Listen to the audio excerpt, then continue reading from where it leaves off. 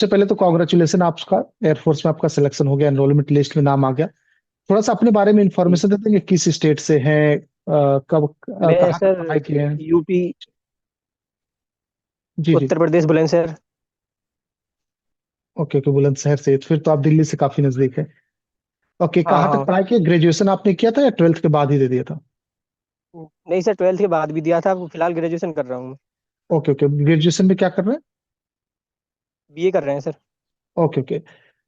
तो अब स्टार्ट करते हैं। सबसे पहले तो ये कि एयरफोर्स आप लोग क्यों चॉइस किए, या फिर आपने नेवी आईसीजी का भी फॉर्म भरा था, एयरफोर्स निकल गया, ऐसा था? या नहीं एयरफोर्स सर, के लिए एयरफोर्स डेडिकेटेड में किया आपने? मेरे जो थे ताऊ जी थे एयरफोर्स में। Okay okay okay. हाँ, तो उनको देख के थोड़ा मोटिवेशन लिया था मैंने। Okay okay.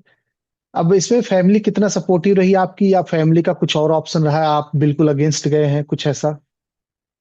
नहीं नहीं सर, फैमिली का सपोर्ट था पहले से ही एयरफोर्स के लिए। Okay okay.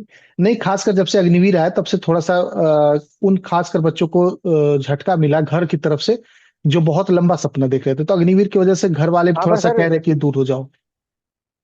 सर पर ये टेक्निकल वालों के लिए कोई दिक्कत नहीं है, नहीं अग्निवीर में। हाँ, वो तो अच्छी बात है। एक्स हाँ ग्रुप, नेवी एसएसआर हो गया, आर्मी टेक हो गया, इन लोग के लिए थोड़ा सा ज्यादा हाँ बेनिफिट हाँ। है। ओके। अब हम्म। आगे देखेंगे कि मतलब जब आप तैयारी कर रहे होंगे तो जाहिर सी बात है, ऐसा नहीं कि बिल्कुल स्मूथली आपने फॉर्म भरा, एग्जाम दिए, तुरंत हो गया, कुछ न कुछ आपकी नहीं नहीं कमियां रही सर, होंगी पहली बार में जिसको आपने सही फेल हो किया। गया था मैं। अच्छा अच्छा। ये सेकेंड अटेम्प्ट था आपका? नहीं सर, ये इससे पहले मैं पहले अटेम्प्ट में मेरे 12 नंबर आए थे।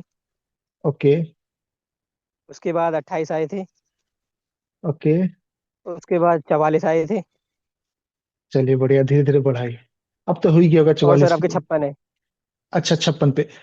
अच्छा, इसमें सब्जेक्ट हम्म। आपका अगर मैं पूछूं, कौन सा स्ट्रांग सब्जेक्ट था, कौन सा वीक सब्जेक्ट था जिसको आपने बहुत मेहनत किया? सर मैथ स्ट्रांग था और फिजिक्स वीक था।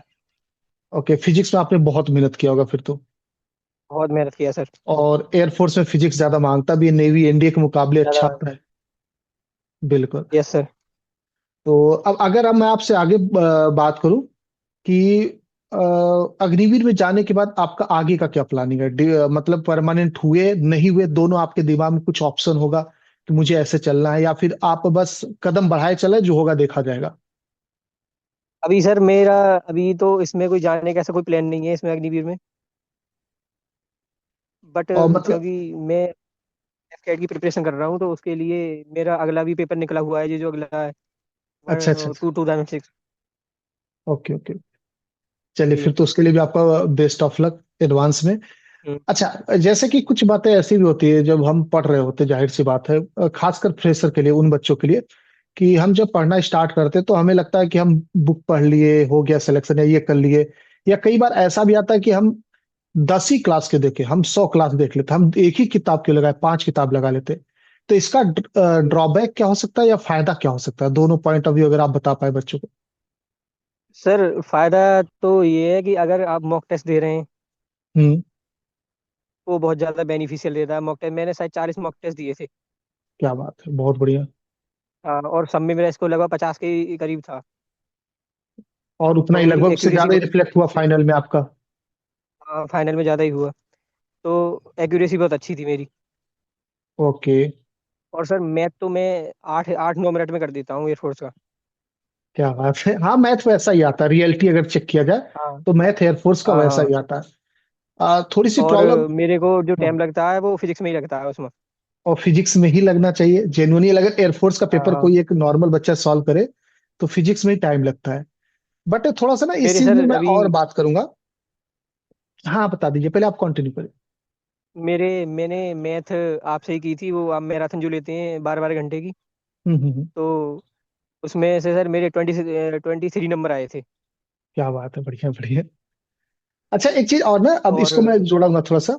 हाँ हाँ। बस एक चीज और ऐड कर दो, फिर आप कंटिन्यू करना। जी जी जी। खासकर मैथ को लेके मैं ये चीज बोलूंगा।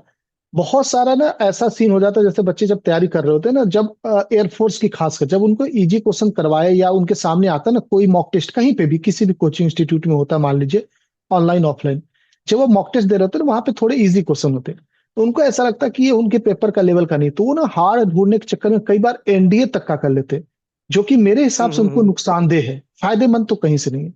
आप इसको थोड़ा सा जोड़ के बता दीजिए। सर यही है कि मैथ में जो है आपके लिए 16 से 17 सवाल तो इजी आते हैं। बिल्कुल। 4-5 सवाल मॉडरेट लेवल के आते हैं, उसके बाद 3-4 सवाल हार्ड लेवल के आते हैं। बिल्कुल। तो आप बेसिक प्रिपरेशन भी करेंगे तो 16 नंबर तो आ जाएंगे, 16-17 नंबर मैथ में आराम से। और यही करना भी चाहिए, बेसिक की तरफ ही जाना चाहिए, क्योंकि हाँ टारगेट रहे बेसिक ही है। सिलेक्शन। क्योंकि आपको सभी सब्जेक्ट पढ़ने, सिर्फ मैथ नहीं पढ़ने या सिर्फ फिजिक्स नहीं पढ़ने, सिर्फ इंग्लिश नहीं काम चलेगा। और सभी सब्जेक्ट के हम्म। लिए ना आपको बैलेंस ही चलना पड़ता है। ऐसा नहीं कि आप एक में कहो कि 25 से 25 आ जाए, दूसरे में 5 आ जाए, तो आपका सिलेक्शन नहीं हो पाएगा, सेक्शन ही नहीं क्रॉस हो पाएगा। हाँ अच्छा, हाँ। इसके साथ अगर आप कुछ एक्स्ट्रा पॉइंट ऐड करना चाहे उन बच्चों के लिए जो एक तरीके से सतर्क करना चाहे, जो पहली बार तैयारी करने आ रहा है, जो आपने पहली बार में गलती की थी कि अचानक से कूद पड़े थे सिलेक्शन की तरफ कि हम एक ही महीने में पूरा सिलेबस करके फाड़ देंगे। आपसे जो भी गलती हुई पहली बार में, जो नंबर कम आया उसकी वजह से, आप उसको एक बार शेयर करिए और उसका सॉल्यूशन बता दीजिए क्या करना चाहिए। सर पहली बार में एक तो बच्चे मॉक टेस्ट नहीं लगाते, बिल्कुल। और मॉक टेस्ट लगाते भी हैं तो कम नंबर आने का डिसअपॉइंट हो जाते हैं। हाँ, ये तो बहुत होता है। तो डिमोटिवेट नहीं होना चाहिए। मैंने मॉक टेस्ट नहीं लगाए थे पहली बार में, सबसे बड़ी समस्या मेरी यही थी। बिल्कुल। बस 2-4 सवाल लेकर जाते थे तो यही हो जाता था कि अब तो हो जाएगा, पेपर हो जाएगा। और बट सर पेपर का प्रेशर बहुत अलग होता है, यहाँ का प्रेशर अलग होता है, चाहे मॉक टेस्ट दे लीजिए या कुछ भी दे लीजिए। बिल्कुल, ये फर्क पड़ता है। ये मान लीजिए हम्म। 75 क्वेश्चन, मैं एक्स ग्रुप की बात करूं, तो 5-6 क्वेश्चन तो सीधे सीधे प्रेशर ही फर्क डाल देता है। मतलब जो सही हो रहा था कई बार गलत हो जाता है, या एकदम सामने दिख रहा होता हम्म। है ना, वो भी नहीं मैच करता कि यार ये ऑप्शन हो सकता है इसका। जैसे सर अब की मैं जो पेपर दे के आया था two two hmm. Two two 2026 का, तो इसमें मेरे कम से कम 9 सवाल गलत थे, क्या बात है, चलिए जो कोई कि नहीं बात नहीं। होने चाहिए थे। हाँ। हाँ तो फिर भी मेरा स्कोर सही है इसमें, इसमें शायद 47 करीब है। चलिए बढ़िया है। हम्म। ठीक है, बढ़िया। वैसे जो नए बच्चे होते हैं खासकर, उनको मॉक टेस्ट देने की आदत थोड़ी सी कम होती है, क्योंकि उसका बेनिफिट कम पता होता है, मतलब रियलिटी। और दूसरा मॉक टेस्ट मॉक तो सर टेस्ट सब। जरूरी, मॉक टेस्ट और प्रैक्टिस। हाँ, और मॉक टेस्ट का मेन फायदा समझ ही नहीं पाते। उनको लगता है कि यार देखो, मैं क्वेश्चन लगा रहा हूँ, मॉक टेस्ट में भी क्वेश्चन है तो सेम ही चीज है। बट हाँ वहां पे ना मिक्स्ड क्वेश्चन आते हैं, टाइम ड्यूरेशन फिक्स होता है, बहुत सारी चीजें काम करती है वहां पे। और वो भी आप टाइम घर ड्यूरेशन पे सर मॉक टेस्ट सबसे लगाते ज्यादा, हैं। बिल्कुल। टाइम ड्यूरेशन से बहुत ज्यादा इफेक्ट डालता है सर। और उसी पहली चीज का पहली ख्याल बार नहीं रखते। में बच्चे को पता ही नहीं चलता टाइम किधर जा रहा है किधर से। हाँ, एयरफोर्स नेवी में एक खास देखा हो कि टाइमिंग का तो पता ही नहीं हाँ चलता, और हाँ। एयरफोर्स में जो सेक्शन हम्म। वाइज टाइम मिलता भाई साहब। सर मैंने नेवी का अभी दिया था, मेरा पिछली बार वाला, हम्म। तो उसमें मेरे 72 नंबर थे, जो फेज वेस्ट होता है। हाँ हाँ। पर मैं गया नहीं उसमें, मेरे घर वालों का मन नहीं था नेवी में जाने का।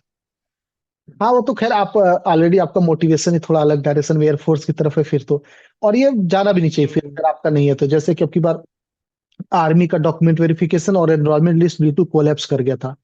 तो बहुत सारे बच्चे इस हाँ हाँ। कंफ्यूजन में थे, आर्मी में जाए किधर। मैं बोला भाई, तुम्हारा सपना क्या है, ये देख लो पहले। आर्मी है तो आर्मी की तरफ जाओ, फिर एयरफोर्स क्यों सोच रहे हो आप?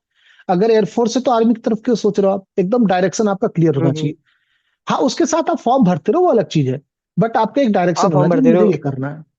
जी हम्म। जी। तो थैंक यू आपका। तो इतना से भी मेरे हिसाब से बहुत हेल्प हो जाएगा। ज्यादा लंबा इसको नहीं खींचूंगा मैं, ताकि सारे बच्चे देख पाए। और 1 घंटे का वीडियो भी हो जाएगा, कोई फायदा नहीं, सब बच्चे देखेंगे नहीं, तो हम लोग इतना ही रखते हैं। बेसिक सिर्फ इन्फॉर्मेशन जरूरी था पहले, जो तैयारी करने स्टार्ट करने जा रहे बच्चे उनके लिए। और फिर मनी साहब से हम्म। बात करते रहेंगे ना हम लोग। अब एफकेट का रिजल्ट का थैंक इंतजार रहेगा आपका। ठीक है सर। और सर सिलेक्शन हो वो जाएगा।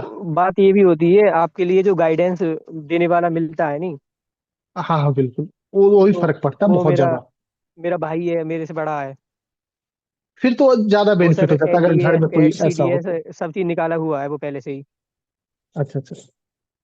अभी एसएसबी के चलिए लिए फिर गया से, है वो। चलिए फिर इतना रखिए, थोड़ा डिस्टर्बेंस होने लगा। ठीक है सर, थैंक यू अच्छा, सर। जय हिंद, जय भारत। Thank you sir.